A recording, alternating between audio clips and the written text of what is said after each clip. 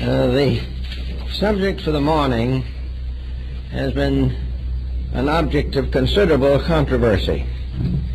And back in the old medieval periods, there were very elaborate works dealing with magic. Magic, sometimes uncertain, often unsavory in those days. Dark circles at the crossroads, haunts, various forms of black magic. All these finally gathered together under the general term of the astral light. The word itself, of course, is a perfectly innocent word. It really means essentially the effects of the stars, the convergence of star energies upon the atmosphere of the earth. We have a feeling of what they do when they affect us. By astrology and by weather and by numerous meteorological reports, we are informed, at least in part, of starry influences. But the effect of these influences upon the Earth's subtle atmospheres became the basis of an elaborate structure in magical thinking. First of all, we have to follow the general pattern of antiquity in the discussion of the planet itself. We think of the planet Earth as merely as a son of balls surrounded by some atmosphere and floating in a great sea of space. This is not the way the ancients looked at it. They considered the planet to be based upon the same general pattern as the human being himself. Man has a physical body and he has invisible principles operating through it. To the ancients, the earth had invisible principles. The earth was not merely a lump. The earth was an organized structure, a structure that was capable of supporting life and passing through innumerable vicissitudes and changes of itself. There was not only a visible earth, but an invisible one. There was not only a physical earth, but there was a superphysical one. And the invisible structures of the earth, like the aura of the human body, were energy fields. And these energy fields were involved in the evolution of everything that exists in nature. All the kingdoms of life are nourished by the energies from appropriate levels of the energy fields. A large part of magnetic healing is a result of energies being directed either by human consciousness or by various medicinal substances which carry these energies. Therefore, the whole planet is a vast organism, a tremendous, vital, dynamic structure, of which we in our daily living see only the outside and the surface. Beneath the surface is not just simply vast strata of rocks and volcanic forces. The invisible part of the earth is a tremendous being, for as the ancients put it, the earth is alive. The earth is a living thing. It is not simply a body or an object. Everything that exists in some way or other is alive. There is no death in space, but constant transformation. So the earth itself was a being, and in the mythology of the ancients they had appropriate deities to symbolize not only the earth but all of the separate parts of the earth's structure. The earth has its own mind, its own emotions, its own vitality. It not only is able to support life, but it is able to direct life. It not only brings us all the different forms of energy and life which we know in daily living, but it is behind this a conscious, rational power. Now, most people today, of course, don't believe this. Science has taken the attitude that man had the mind and the rest of nature was in existence only for man to tamper with. But this is not the way antiquity viewed it. The ancients were convinced that there was a tremendous vital power behind the physical form. Researches on the magnetic field of the human being have justified the realization that man also is both visible and invisible. The invisible part of man is sidereal. It is an energy field. It has its own memory. It has its own records. It has its own morality and ethics. And when a human being with his mind transgresses the ethics of the magnetic field, he gets sick. Because everything in nature is constantly laboring towards an equilibrium which will keep things as nearly in order as possible. So we look at the earth now as a kind of world with many levels. The Egyptians did the same thing. In the old tombs there are still old diagrams showing the levels of the planet and of the solar system and of all the invisible beings that dwell therein. The Tibetans and Buddhists had the 7 heavens, and so did the Christians in the Apocalypse. All of these mysteries are now counted as merely aberrations. Well, some of them probably are aberrations, but what is an aberration? What is it that causes the individual to create fantasy? What is it that causes him to emotionalize every fact of his living? There has to be an emotional energy or he cannot do it. There has to be a mental energy or he cannot think. There has to be a vital energy or the body could not be repaired in case of sickness, and the growth of the child would be impossible. So everywhere there is life behind the scenes. Now, as soon as man began to recognize the possibility of life behind the scenes, he wanted to look at it, to find out about it, to do something with it. He was not content simply to live in a mystery. So he went to work, but unfortunately he was not well equipped for the job. The energies which he was seeking to understand were also in himself, but he had never done anything with them in himself. He had never attempted to organize his own life and bring it in harmony with the universal purpose. He was determined to take this universal purpose and force it into harmony with his own purposes. So there was a conflict here, and out of this conflict, magic was one of the byproducts. It was one of the experimental structures in which the individual was attempting to understand the energies around him, moving through him, and variously conditioning him. Among other things, he discovered that his mind could control not only visible and physical thoughts, but invisible thoughts. The mind of the individual could create thoughts. And where are thoughts? What are they? How are they born? Do they live? How do they die? Here is something that we pass over. We don't even try to explain these things. We say we had an idea one morning. Where did it come from? Was it any good? How do we know that it came from us? Did we borrow it from somebody else? And is this idea useful or useless? Is it constructive or perverse?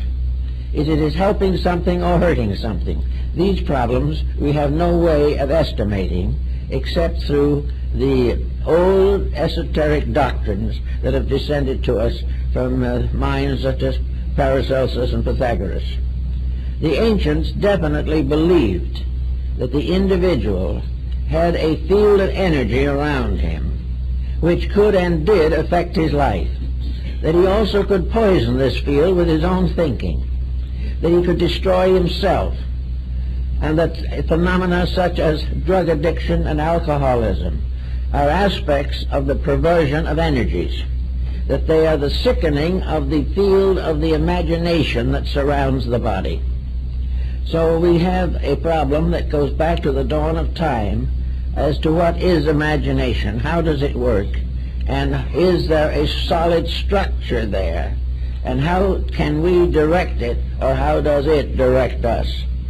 All this was part of ceremonial magic, became involved in the Kabbalah, and has more lately taken its place in metaphysical psychology.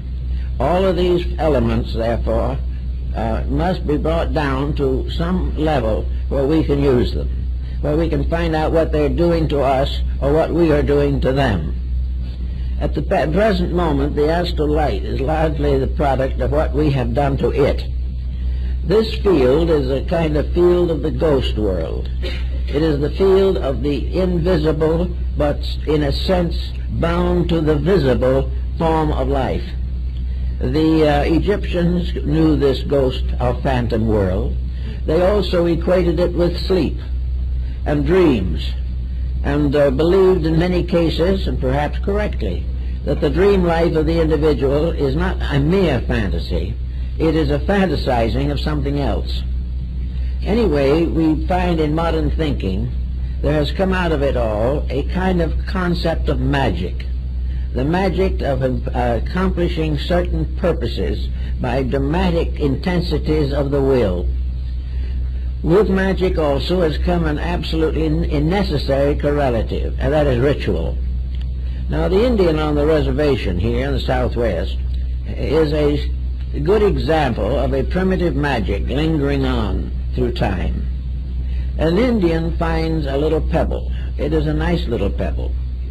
He puts it away to keep, but the pebble is still a pebble. But later he finds another pebble which he likes, and he puts it side by side with the first one. He likes the combination, so he ties a thread around it and put a feather in one end, and it isn't two little rocks anymore. It is now a fetish. Now, a fetish is something that has magic power, a combination of things that is not ordinary. Things in their ordinary states are not fetishes, but when they are put into an extraordinary relationship with themselves or each other, then they gain magical influence. And the two little stones that would have done nothing in their natural state suddenly may have the power of life and death in the mind of the Indian who had created a fetish from them. This is another aspect of the same thing as the so-called ghost and dance and mask rites of ancient peoples. We have an exhibit in the library here now of the sacred masks of the Southwest American Indians. The Indian is perfectly aware of the fact that the mask is made by himself. He is perfectly aware of the fact that when he is wearing it, he is still himself. But when he combines the mask with himself, something happens. While he is wearing this mask, the astral light has stepped into his consciousness. Magic. He is no longer simply a member of the tribe. He is now some kind of a strange being conjured up by sorcery, conjured up by imagination, by ritual, rite, and symbol. Therefore, the Indian, I've been up to where they put these dances on once a year, and a young Indian, for instance, with a mask, will be approached by his own family, his wife, his mother. But when he is wearing the mask, they will pray to him as a god. The moment he takes it off, he's back on earth. But in the midst of ritual, of magic, of transformation, something happens. Eliphas Levi, the French transcendentalist, says that these things are creatures of the astral light.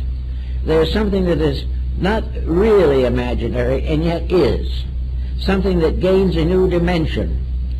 In spite of the strange fantasy of it, we realize that this type of thing has been in religion since the beginning. One of the most common forms of this in religion is the relic, something that belonged to a venerated person, something that has healing power because it belonged at one time to the body of a saint or something of this nature. These things are extensions, and like the healings of various Christian mystical shrines, like St. Anne de Beaupré in Canada or Lourdes, this place is magical. It is magic because a strange story has been built up around it. This story transforms the commonplace into magic. Magic of ritual, magic of sacred accounts, legends, lore, and all these things suddenly transform objects of common usage into things extremely uncommon, things possessing strange and secret powers. Now, where do these powers come from? In the sense they must come from believing. If you did not believe in them, they would not exist. But what is it in the person that by believing can change his entire life? What is it that when an individual, for instance, is converted to a religion, that this conversion in words, the laying on of hands, or some symbolical ritual, suddenly transforms him? He has ceased to be a sinner and is becoming a saint. Some strange healing takes place from a source difficult to analyze. All these different mysteries seem to belong to an invisible realm that is very close to us, and which under certain conditions becomes available to us. a realm which perhaps we contact in sleep, in dreams, in nightmares, in trances, and under psychic pressures, as through a medium or something of this nature. There is some mysterious contact which suddenly changes the commonplace, that makes us believe things that in our more sober moments we would not believe. But whether they are sober moments or not, when they happen, even the skeptic is profoundly influenced. There is something around us that the ancients knew that changed things. And this probably came originally from the belief that the spirits of the ancestors remained close, and that the old tribal chief who had passed on still guarded his tribe. He also got unhappy if the tribe broke the rules. If they did something they shouldn't do, the old spirit haunts them, and they have to placate it by making offerings, prayers, ceremonies, and doing various things to counteract the disfavor that has arisen between themselves and their patron deities. So all the great pantheon of deities propitiated by rites and ceremonies and rituals this is all very hard to explain, but beyond it all, and in spite of our uncertainties, it works. Something happens. And it is this something that happens that has been the subject of most ceremonial magic. That the commonplace under uncommon circumstances gains a new dimension of power, and that this power is available, that this power does operate, and that this power can profoundly influence the individual. Now there comes another point in this, that to determine the degree of the power and to determine the way or means of the influence. To begin with, the influence rises from believing. Believing is something which leaves a person open to the unfamiliar and also makes possible the miracle. Without believing, the miracle is virtually impossible. But with believing, faith, and trust, with belief that it is possible, miracles of incredible proportions have occurred. There is no doubt in the world that there is a means or power by which the individual can attract certain forces or circumstances out of the strange mystery of the inner worlds which he inhabits. So we have to come now to the consideration of this structure of magic and how it really came into existence. I think we must first of all determine that behind the physical world there is a world of energies, and that these energies are stratified. That behind the physical body is an etheric energy, a kind of ether which permeates the body, and that much difficulty and sickness and sorrow and misery result from the defects which arise in the ether. The etheric body is attached to the physical body, largely in the area of the spleen, and the physical body is constantly energized from a certain definite structure. In other words, the energy that comes into the body of the individual is supposed to arise primarily from nutrition, from air, and from sidereal influences of one kind or another. Influences can also be communicated from one person to another, and an individual highly venerated has a much stronger effect upon others than one who is not so venerated. So all around us, believing is releasing, changing, moving energies. It is conditioning them for good or for bad. It is conditioning the bad conscience to face the probabilities of punishment. It is conditioning the dedicated mystic to the realization that sometime he will have all the answers to the questions that he asks. Everywhere a kind of mystical sympathy exists between things. And this mystical energy also relates to deity, for the most extreme and abstract of all problems is God. And God is the source of all life, and the universe is the structure through which this life is disseminated. Therefore, somewhere, whether we see it or not, is a great arterial system of energies, these energies moving from one level of application to another. One stream of energy feeds the trees and another one feeds the flowers. Everywhere, however, energy is supporting all things that live. Yet the energy apart from something that lives is definitely impossible to define. Energy can only be known by what it does. Energy can only be assumed to be real because without it, many questions could not be answered. So we have an energy field of life. This energy field is part of the health of each person. The energy disseminating through the body moves through all of the circulatory system. Some of this energy is in the tiniest cell or atom. Part of this energy gives us the power to think. Another part gives us the power to walk. All this energy of some kind is real. Now, we have long assumed, for example, that the body just takes care of itself, and if we feed it regularly, it'll take care of us.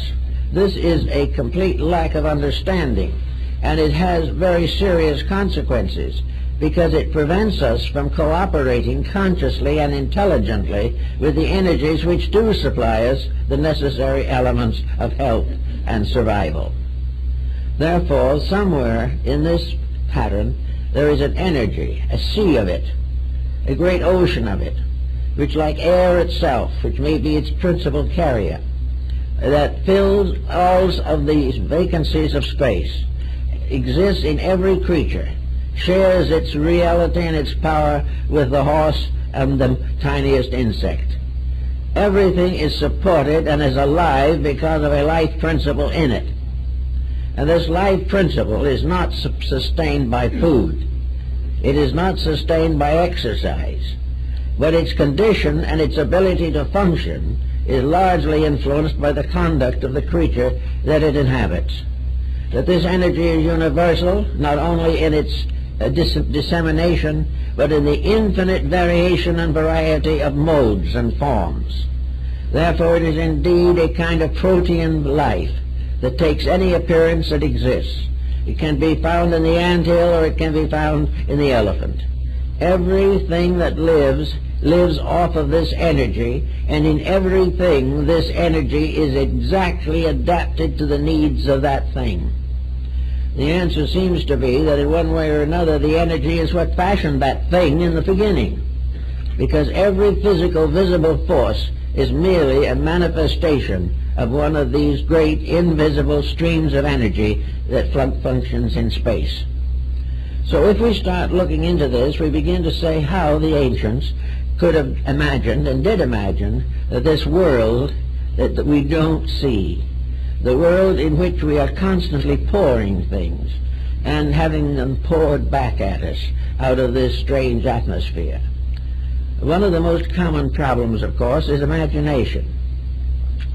Is there anything that a human being can imagine that could not exist? This has been a great question. Is imagination capable of creating life or creating things? Or is it merely a transformer? Is it merely a way in which energy of another type is steered or conditioned into a pattern we have created with our own thinking? I think in fantasy we have this fairly well figured. We find healers, and spiritual healing is distinctly a possibility. We find that magnetic healing is accomplished by opening up the locked areas of distribution of energy through the body. All death in form is the result of obstruction. Energy breaks up obstruction. If energy fails, obstruction takes over. So healing of various kinds of a religious nature certainly does exist. Now, of course, the moment you say that, you place yourself in the problem of magic. If you study this and you realize that you have been to a healer of good reputation and that you have had constructive results, the question now remains is, why and how did you get these results? Did the healer actually give you a kind of healing that was separate from your own consciousness? Was it superior and absolute like a medication, something that is given to you? Or was the healing a stimulation of your own internal resources? It is probably a little of both. It is a little of both because under a belief we are capable of accomplishing a great deal. This is well pointed out in Oriental philosophy in the problem of Zen, where the entire development of the individual arises from the complete conditioning of his own psychic integration. Now, if it is this, if it is the individual who is healing himself, then he is healing himself by releasing energy. He has broken up an obstruction. Now, if we go up to another level of energy, we can take mental energy. An individual who has a new idea or learns something will have the power to break up the obstruction of a previous error. If he discovers he was wrong in something, and by discovery gets a remedy, then he breaks up the error pattern in himself. And how did the error pattern get into him? It came because he himself put it there through an erroneous attitude, or by believing something that was not true. So the correction and the ailment are tied together by one great factor alone, and that is energy. Energy which permits all changes and transformations to occur. Energy which changes the moral life of everything, results in the evolution of species, results also in the mysterious worlds of space around us. Energy, then, is a factor in all magic. It is life. It is something that can be steered. Now, there are two ways of steering it. One is the individual trying to adapt it to his own needs, and the other is a universal power adapting or adopting energy to its purposes through living things. Therefore, there is an energy that arises directly from deity, and there is an energy that arises from deity but is distributed through forms including the human being. And this is represented by in the ancient formula by the fact that there are rays that go directly from the sun to the earth and from the earth into man. There are also rays that go directly from the sun to the moon and then are carried across to man from the lunar orb, even though it is dead, so-called. There is no thing actually dead. But the energy field of the moon is very slow in comparison to that of a live planet. So all these different things are happening in space, and in the midst of these rises the magician, the person trying to use magic. Magic being the adaptation of energy, the application of it to other forms than that which is most commonly assigned to it. The energy factor that says all things are possible. The energy that takes the poor boy into the great scientist, or takes the comparatively self-centered individual and makes out of him an economic giant. These things are all energy. Without the energy, he couldn't accomplish anything. But with the energy, he has something that adapts itself to the shape or purpose of himself. But there are laws governing this energy, and the individual does not normally know what these laws are. Therefore, he assumes that energy can be used as he pleases. And if he discovers new ways to use it, he is that more fortunate. Actually, however, energy is conditioned, limited, restricted, and specialized just as every other element in nature. So the individual who uses energy for magical means came finally to become considered under two headings: ceremonial or divine magic, and negative or black magic. White magic was the use of all energies for the good of all that lives. Therefore, white magic is the unselfish application of energies. Black magic is selfishness. Black magic is the use of understanding, wisdom, knowledge of secret matters, by means of which an individual can impose a tyranny upon someone else. So the use of energy has its own price, its own expense. its own bill that will be definitely brought to bear on the subject. In the problem of energy, then, now we'll go into a kind of an Egyptian phase of this, and we see the individual in a world of shadow forms. We have a term here of symbol, and there is an ancient art of symbolism. Now, a symbol is a picture of a motive or an idea or a meaning. It is putting a mysterious truth into the form of a picture. And this is also the same thing that happens in the case of the astral light. All action, all attitude, all feeling can be considered as pictorial. Everything that exists has a shape of some kind.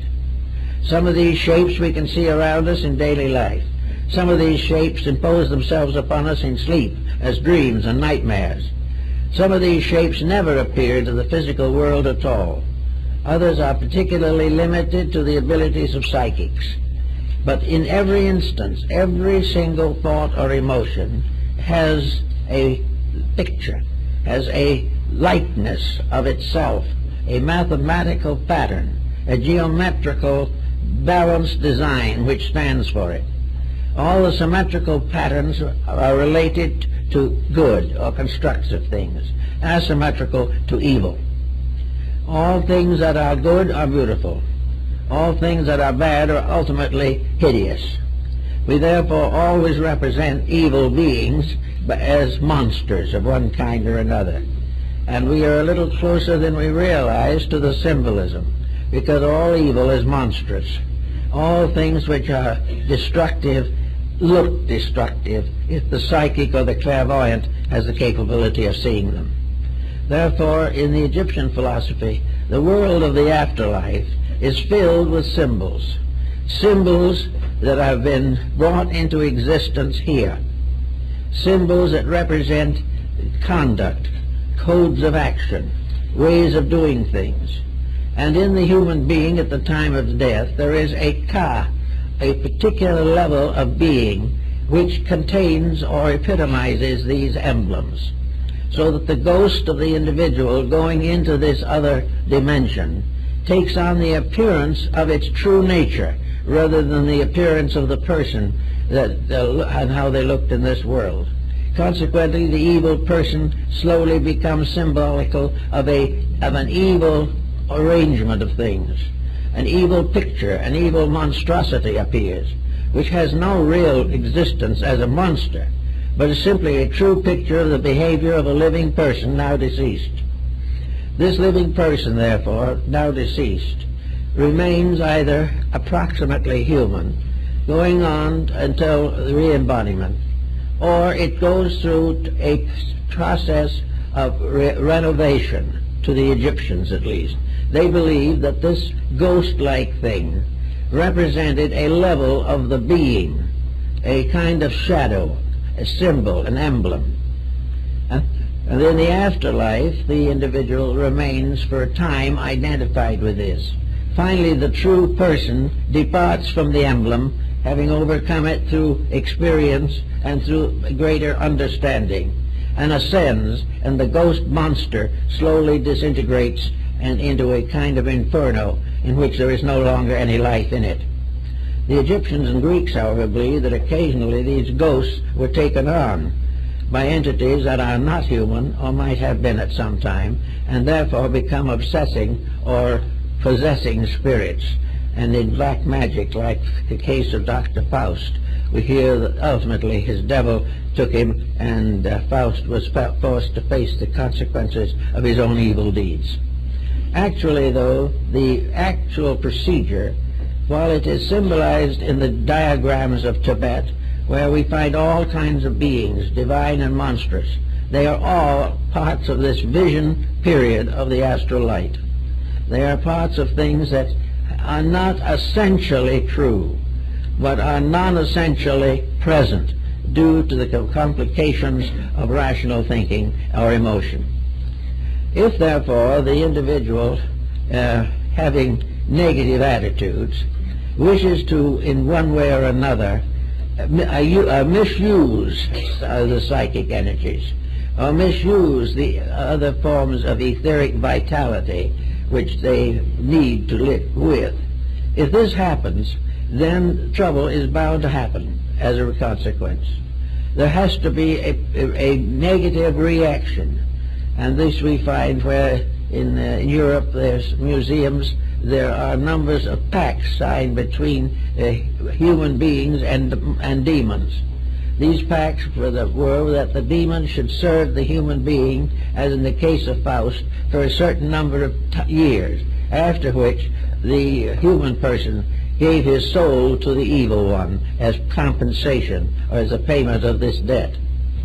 This type of thinking, of course, is not exactly possible of rationalization, but it does indicate that the individual believes that if he gains through evil some profit, some security or success, he is ultimately going to pay for it. That the evil which he uses for his own benefit will sometime turn on him and punish him. So all of these mysterious energy levels have a high ethical standing.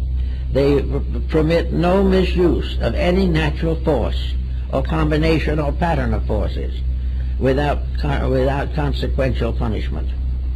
So we have all this to think about, and then we come right on down to a little bit into our modern way of life and see what we can think through on this particular level. Being surrounded by energies that we need to live, we now begin to realize, simply in eugenics and hygienics, that these energies must be conserved and that our various attitudes in life must be correct, or in some way or another we are going to get into trouble. We're in trouble one way at the present time, particularly in the narcotics problem. As far as the scientist and the social worker is concerned, the narcotic addict is simply an individual with a weak disposition who has formed a destructive habit which will ultimately destroy him. This is, however, not exactly the whole story. In the old days, it would have been taken for granted that this type of thing is one way of selling the soul to evil.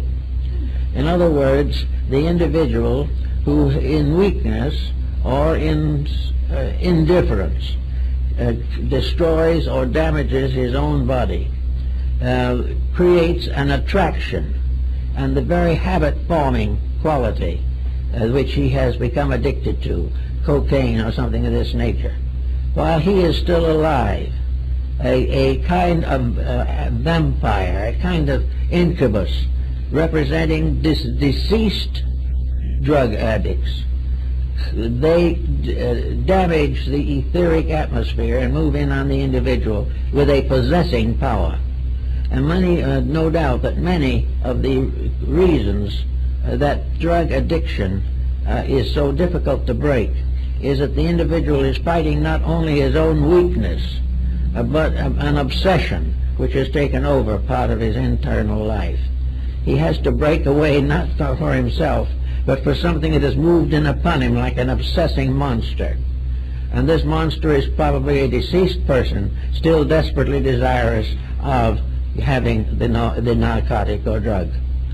All of this seems fantastic. It seems as though it might be sheer imagination. But whatever it is, the fact remains we're in trouble. The fact also remains that we are in trouble from only one cause, and that is the misuse of the vital resources that we possess. We are in trouble because we believe things that are not true. And by means of one type of energy, we create a verisimilitude for these things that are not true. In other words, energy can be wasted on a delusion. Energy can be wasted when we believe something that is not right. It can be moved to its own destruction when we attempt the impossible.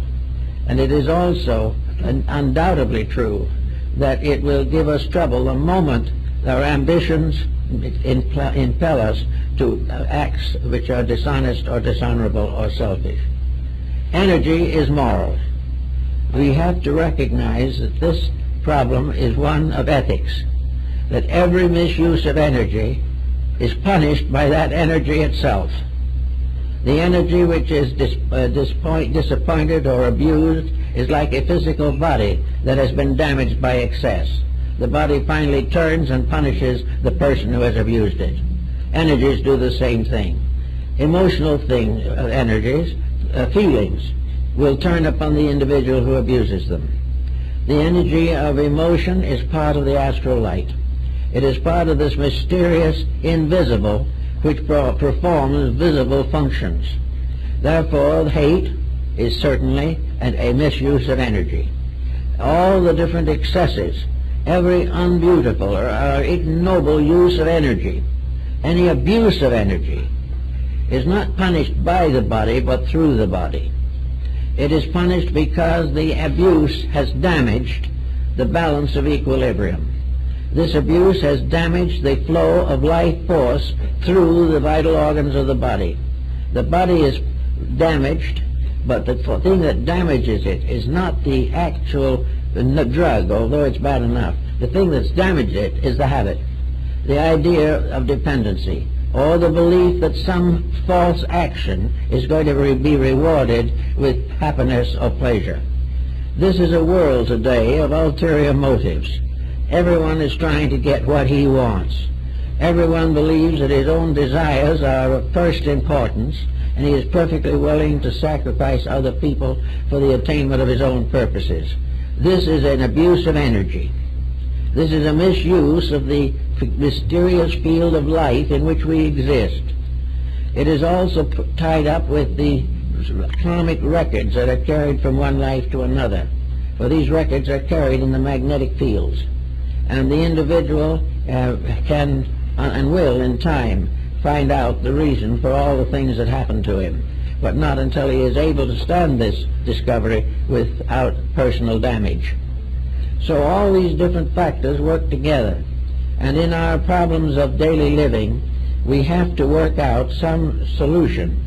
And in religion we have to be particularly careful, because religion was involved in magic from the beginning, and religion is still to a great degree involved in the mysteries of the astral light. Miracles are spiritual experiences supported by psychic energies. They are perfectly legitimate if they occur, but they will not permanently occur unless they are merited.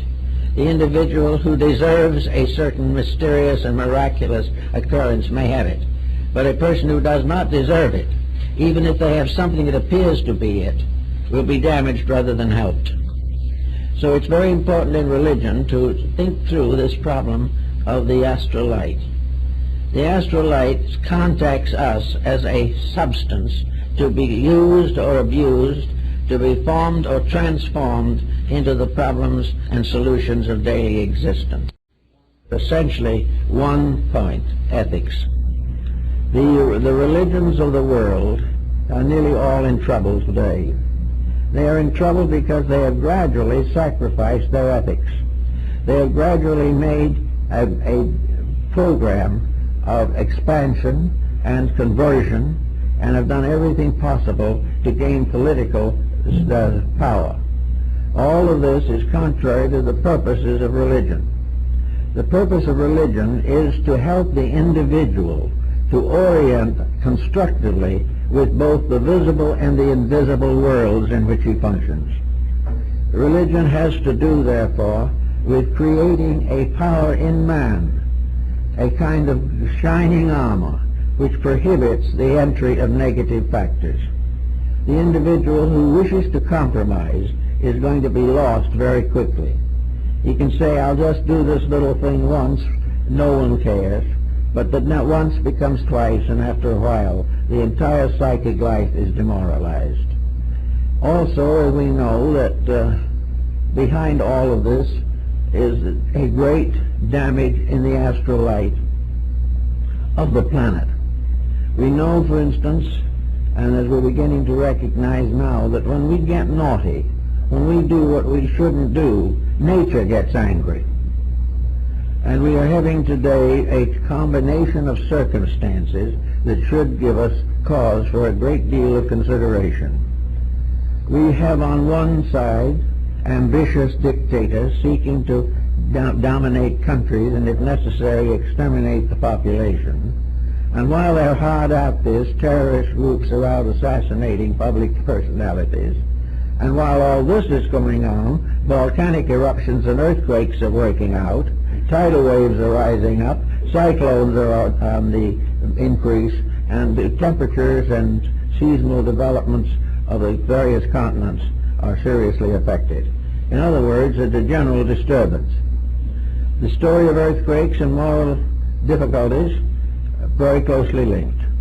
The story of moral difficulties and epidemics and plagues are very closely linked together. In the 12th and 13th century, the Church prayed for deliverance from the comet, the plague, and the Turk. And we're just about the same spot now. We're having trouble with the Turk. We're having trouble with epidemics and ailments we know no cure for. We're endangered by natural phenomena. Everything that is happening is an indication that physical unrest, physical dissonance will result in a complete imbalance of natural processes. We cannot abuse nature any more than we can abuse each other with impunity. We cannot pollute the atmosphere and have it not polluted. We cannot do things that we shouldn't do and then expect to get away with it. But we are living in a kind of a hollow globe of energy, a tremendous, luminous, fluorescent energy. And this energy is adulterated and corrupted or strengthened and assisted by every circumstance of life. We know definitely that the present situation must be solved. We know also that it cannot be solved unless people stop doing the things that cause it. The possibility of passing a law saying that as we sow we will not reap is just not possible. We have to take the punishment if we do the deed. Now, almost everyone likes to overdraw their account so far as natural resources are concerned. We are unhappy when a bank goes bankrupt, and that's happening with unusual quantity at the present time. But we are becoming bankrupt too.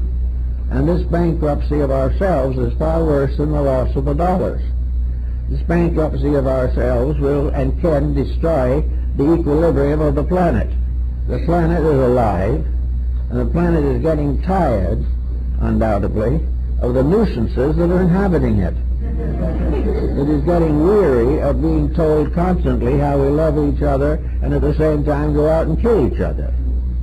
It is, nature is aware that we are not giving due consideration to the consequences of our own actions. And this is not only in connection with our constructive and destructive moral attitudes, but it is partly involved in the advancements of the sciences. In anything in which there are major changes in environment, there must be appropriate improvements of character or something goes wrong. Now, what goes wrong is this imbalance of energy. And it can well be that we are worried about the contamination of our drinking water. We are worried about the fact that the ocean can't carry all of the refuse that we have forever. We are worried concerning the artificial control of pesticides and so on to keep our crops coming in. These things are worrying us, but nobody does anything about it, really. They pass a series of laws in which they set up a new trouble to try to correct the old ones. But actually, somewhere in the line, the human being has got to realize that he lives in a universe of law and order. He lives in a world in which common sense exists in the atmosphere, even if it doesn't exist within man. When we find that we cannot do something, then we have to begin to think of making the changes in ourselves that are necessary so that we can survive. If we can't afford something, we cannot afford it, that's all. If we cannot continue some expansion program that is going to ultimately denude the earth and destroy its sub-fields, we will stop doing it. There is no other way. And there is nothing that can possibly prevent the great computerizing of life. The invisible world around us is the most perfect computer that we will ever know, because it can truly measure the fall of one sparrow. It can detect the mistakes and bring out the inevitable consequences. In almost every case, mistake is suffering. And if it isn't suffering immediately, it will ultimately be suffering. And somewhere along the line, we have to realize that health is the result of not causing suffering.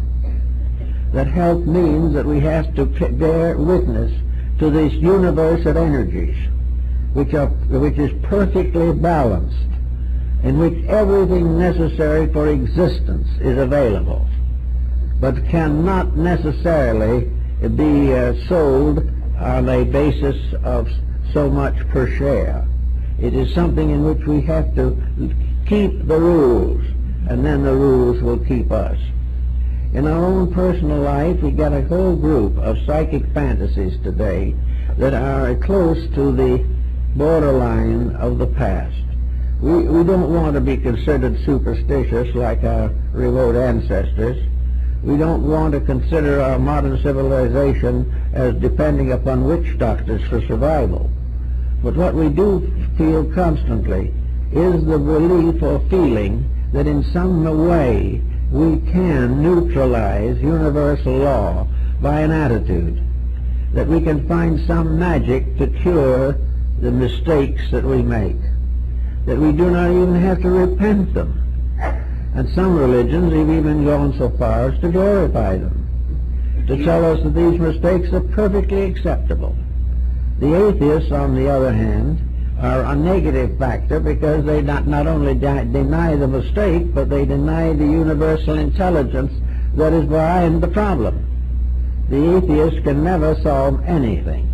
Atheism as a religion can never solve anything, because it gives us no basis of integrities upon which to build. The problem of the atheist always is that he has no internal inducement to improve. His whole inducement is to spread his own doctrines throughout a suffering world. He does not recognize the importance of having a firmness within himself that can strengthen him to be true to principles, regardless of what his theology may be. But when atheism destroys the realization of universal ethics, it is simply contributing to the general dilemma. Atheism is spreading, but not very rapidly at the moment. It is becoming more and more difficult to justify it. But not only do we have atheism with its negative attitude, but we have other people who believe firmly that we are here to do exactly as we please, enjoy anything we can get our hands on, and cheat our neighbor with impunity. We are living by a profit system in a universe in which there's only one profit, and that is virtue. We are living in a universe that is tied into a concept of universal cooperation. The function of these fields of energy can only be maintained by the cooperation of each of these different forms of energy and the beings and creatures through which they function. We know definitely that if we want to benefit from the tremendous reservoir of psychic strength that lies out there, that we have to deserve it, we have to earn it, and we have to use it wisely. Every perversion of energy will end in tragedy. And the most common tragedy, of course, is health, and the next most common tragedy is worldly goods. So we have to be prepared for this type of situation if we continue as we do now. Now we have these ancient pictures. I know many of the great artists of the Middle Ages, the Renaissance masters, of demons of all kinds, St. Anthony being tempted, the evil one peeking over the shoulder of the would-be saint. All of these things, the evil one in this case represents the ruler over the power of this and world of deceit. And this is the negative psychic life of the individual himself. In each person there is a redeemer and a destroyer. In each of us there is a transformation upward or a degeneration downward. And the degeneration is in the keeping of this evil spirit, which is simply the embodiment of a symbolism. Our advancement forward is in the keeping of a good and kindly spirit, which is going to bring us finally to the fulfillment of our natural destiny. So all these evil things, this world of demons that has been preserved for us, these obsessing problems that we still have. In working over the years, I've had to work with many people who were profoundly convinced that medieval sorcery was working on them today, that they are suffering definitely from the black magic of those around them. The evil spirits are moving in on them. And of course, these folks are under the fantasy of the astral light. They are under the fantasy that makes anything you believe the truth. And that one we believe wrongly, we've got to correct it. Now, when a person has the wrong beliefs and gets into these troubles, what do they do? Well, you can go to them and you can talk with them and you can reason with them, and in many instances you can do some good, but in a great many other instances you can do nothing. The individual is far more certain of his own aberration than any possible solution. He has had this suffering himself, and therefore the opinion of another person is worthless. He has seen these evil spirits in his sleep, therefore who denies them is a fool. The individual who is in serious trouble has built a certainty about his trouble. He is so sure of it, so completely wrapped up in it, that no one can reach him. No one can tell him that it's his own hallucination.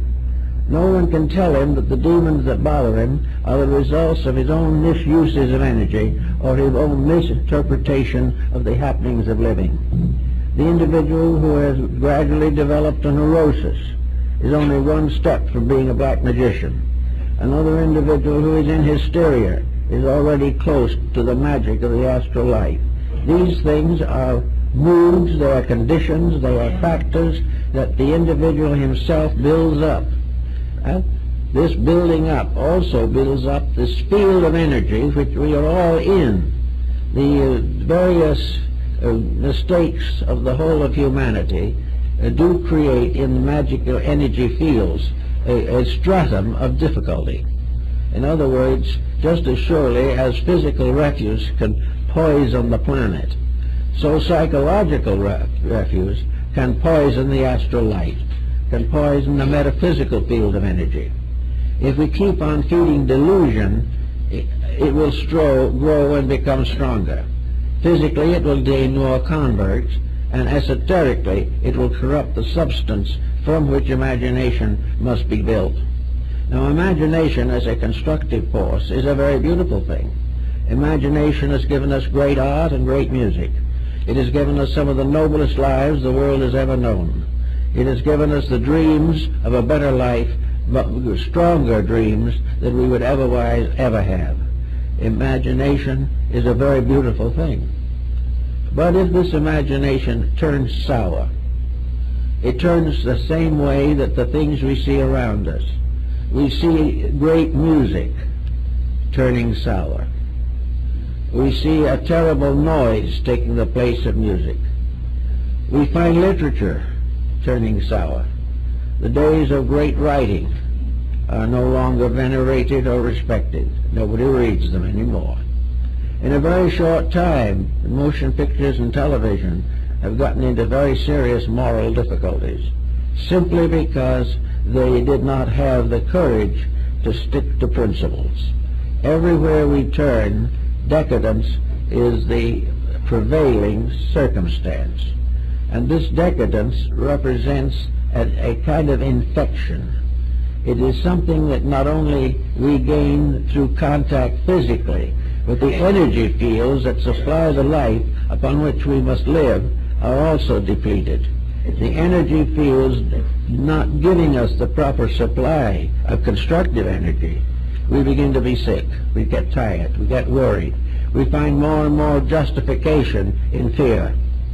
And all these things represent finally a vast chemistry, a great negative alchemy that is affecting all of us and affecting the world in which we live.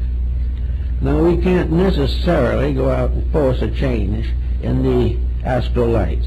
It is said that after the crucifixion that Christ descended into limbo to liberate the lost souls.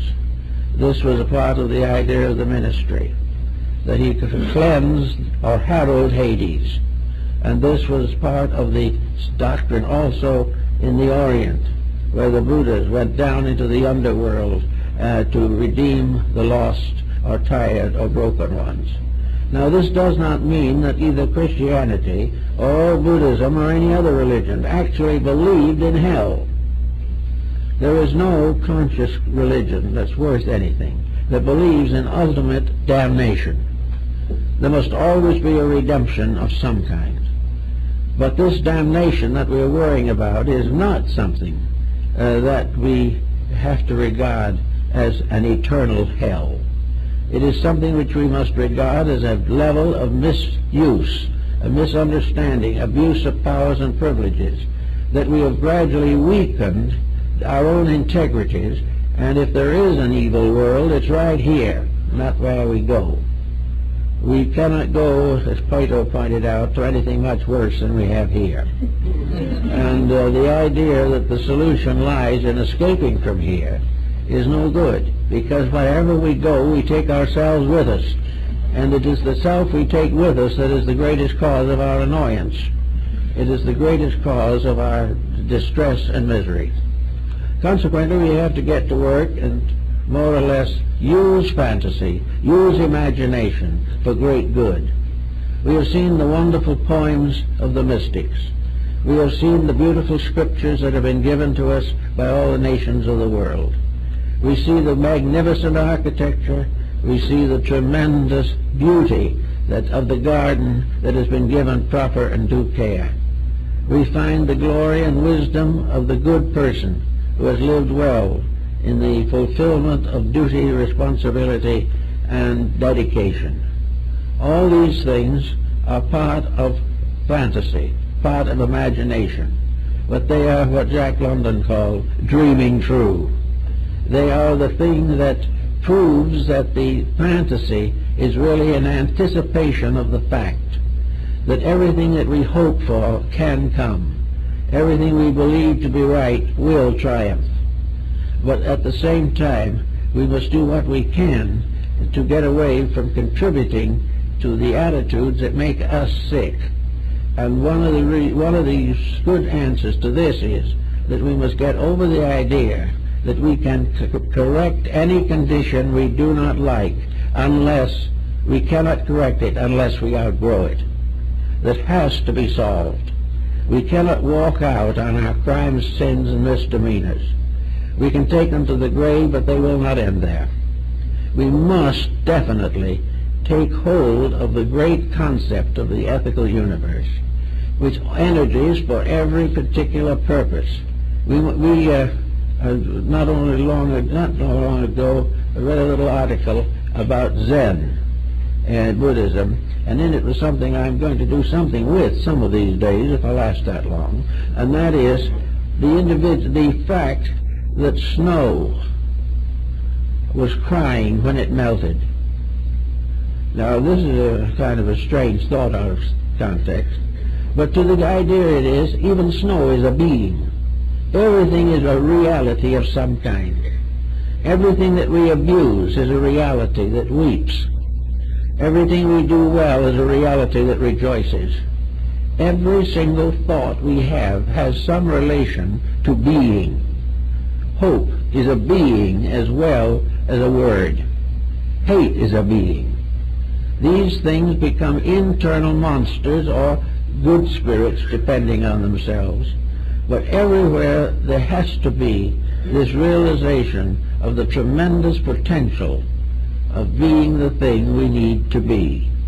We must gradually awaken to the fact that this universe is essentially beautiful, that the Garden of Eden is still here, that all of the nobility of existence awaits release. And fantasy, the constructive fantasy, is the individual dreaming of a better world and building a foundation under the dream. Dreams come through to lead us to new certainties. Nightmares do the same. And they both use the same kind of energy, but it is differentiated by the organism through which it passes. The hater uses more energy to hate, the lover more energy to love. The proper use of the energy resources is the cleansing of the Aegean stable in the labors of Hercules. It is also the symbol, always, of the redemption of lost souls. The lost souls are ourselves, but also the lost souls are the beauties that we have corrupted. The lost soul is harmony that we have tamed into inharmony. The lost soul is joy which remained turned into grief. The lost soul is hope which we have transformed into fear. They are all uses of the same great energy powers. They are the same uses that we have to make in terms of our internal lives. In external, we have to plant farming, we have to get crops, we have to find various ways of feeding the world as we try to do. These are the physical things. In the emotional world, we also have to have our crops, our sowing and our reaping. We have to build materials there that become part of sustaining the integrities of life. And these integrities are sustained in two ways, either from below or from above. As they are sustained from below when we create beauty and do lovely things and make wonderful poems and write great books. All these things inspire and lift the individual toward reality. On the opposite side, we have an inner life of dreams and hopes and aspirations, of love and affection, integrities. And as we cultivate these from above downward, the beauties of below come up to meet, and then we have a beautiful world. We have a world and things are done as they should be, and that we enjoy the results of this doing because it was something that we were intended to do from the beginning. There never was a time when the world was not supposed to grow. And now we have so many problems that it seems as though something more than ourselves must be to blame. We wonder whether or not the nuclear fission has rocked the foundations of heaven. It hasn't, but it is going to rock the foundations of misuse of knowledge. We have 2 and 3 great abuses that we have to watch for. Abuse of knowledge, which can lead to the most terrible difficulties. Abuse of affections, the exploitation of the natural love of the individual, of beauty and personal affections. The cleansing of the personal affectionate relationships of human beings is absolutely essential to the final ending of war. It is a well-established home, with people sacrificing a little of themselves always for the good of the family, accepting responsibility with dignity, and working together without losing individuality. This makes the home, and this is what the nations are going to have to do to make a world that can survive. So all these principles work, and they work because behind the physical sources of good, there is this invisible source of energies, energies which express themselves as we create bodies for them. A good thought becomes a body for a beautiful energy supply. The individual who wants to paint a beautiful picture and with prayerfulness and integrity and honesty asks a little spiritual guidance in the picture will get it. And the individual who asks only for corruption will get that also. So we have this strange world of fantasy, imagination, call it if you will, the world of the astral light, where thoughts are things, where moods are realities, and where things in this world seem very much less real than they do to us. But in this world of fantasy is the world of our hope for tomorrow. Fantasy, beautiful fantasy, is building tomorrow. fantasy is creating the world that must be. It will come, but it will not come unless men dream it, unless human beings begin to realize the importance of it. When we use the natural resources of this world well, we will be secure. When we use the resources of this invisible realm around us, real and true, we will have peace of mind, we will have health, we will have natural and noble emotions, and we will have dedications to causes and principles that are worthwhile. The universe has everything in it, good, bad, and indifferent, so-called. The bad, however, is not a principle. The bad is a misuse. It is the result of constant compromising. It is the result of selfishness, ignorance, and fear. And these things can only be cured by the love of God, the strength of the mind, and the dedication of the life. These things together will solve most of these problems. They're not insolvable. They're simply things we pay no attention to. We just keep on going along, hoping the unpleasant things will go away. They will never go away unless we send them away, and the only way we can send them away is by transforming them. They will not leave us, but we can create a new body for them, by means of which problems become donations to our security and our future. Every problem that we have is a blessing in disguise. Every sorrow that comes to us is a great opportunity for the experience of divine peace and joy. All these things are things we have to change. And if we were just physical people with minds and things like this, we'd never change them. But because of this strange world of mysterious causes behind us, this infiniteness of ourselves, so that we are not really just little people wandering around in our own little homes and streets and cities, but we are symbols, we are points of energy in the world. And behind each one of us is an inconceivable totality, a reservoir of infinite strength, infinite beauty, infinite reality. If we turn it on, we will have it. If we turn it on honestly, the shadows will disappear. For there is not enough darkness in all the world to put out the light of a single candle. Everything can be the way it should be. Everything can be beautiful. Everything can be fulfilled. Because the fulfillment, the energy is there.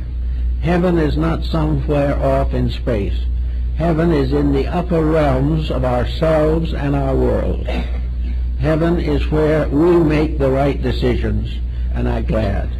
And having made these decisions, we cooperate with the earth to preserve it and to help it to serve us as wisely as it should. The astral light, then, is not just a place where you turn on a ritual, make a circle somewhere on a crossroad, and invoke demons, and try to protect yourself by putting yourself in a circle so the demon cannot get to you, but it can get to someone else. All of this is superstition belonging to the past. Anyone who favors it can favor it, and will have a reality from it, a fantasy that is not true, a fantasy which can curse and endanger the soul for many, many years, a fantasy that brings sorrow, misery, fear, disillusionment, discouragement. These are the fantasies that come from not dreaming true. Dreams are beautiful. The nightmares give us trouble. And the nightmare, as always, is the cause of something we ate that we shouldn't have eaten. And it is also caused by something we thought we shouldn't have thought, some emotion we should not have endured, or some belief that is doing us no good. So we have to correct these things. But the interesting point is the energy. The nightmare has to have energy. The nightmare can be so real that it is more immediate than anything that happens in daylight. The dream can be so real. In a dream we can travel around the world. In a dream we can go to all the different nations, out into space. We can conquer where the great scientific progresses of man can never go. The dreams are tremendous realities, and yet they are merely the stuff of fantasy. But they are great fantasy. They are the representation of what everything can be. The dream is a reality that hasn't come through yet, if it's a good dream. If it is a nightmare, it is an unreality that we are clinging to. Whichever way it is, we are all dependent upon one great energy. Call it God, call it nature, call it life, call it reality or being, but it is one great energy. And the future of the world and the future of ourselves depends entirely upon the use of this energy. To the ancients who did not know what to call it or how to use it, really, they called it the astral light. It was the light and stars and spirits of space that were hovering over the earth, near it. They were the strange entrances and exits of principles, dreams, hopes, aspirations, inventions. They were the great differences, the infant born into this world, coming from there to here, the aged person departing, going from here to there, but both here and there, always part of one tremendous field of life, a field of life that is not only one great energy, but infinitely diversified, so that every thing that exists, every grain of sand has its place in the plan of things. And as this is so physically, it is also so mentally and emotionally. Therefore, the cultivation of our hearts and minds, the regeneration of our attitudes, the increase of faith, all these things have to start with a dream or with a fantasy. But if the fantasy is true, experience builds a solid foundation under it. If the fantasy is not true, it will fade away and leave us disillusioned. But the greatest dreams we have are the true dreams, and the true dreams are the ones which will never fail. So in one way or another, we live in this world of dreams, of drifts, of shadows, but we also have within ourselves the power to use all of the resources of life. Within our own natures have been placed little seeds which can possibly unfold to become worlds. Each human being is a universe in the making. Every human being is an infinite being, forever and forever. But this infinite being is forever growing and unfolding. As it grows, joy and wisdom increase. As it stubbornly clings to its mistakes, it has heartaches. But either heartaches or joys, the end is inevitable. We're going to accomplish what is necessary. And when we do that, the invisible world will become a beautiful blanket to protect us, and a wonderful light and a wonderful artistry, and we will see the whole universe as a magnificent creation of infinite wisdom and infinite love. As we get to this, our own little problems fade away, and the energies with which we are endowed are the energies by which these dreams can be made to come true, and they are also the fields of energies where these dreams were born. And altogether it makes a rather nice little package when we get around to it. Thank you.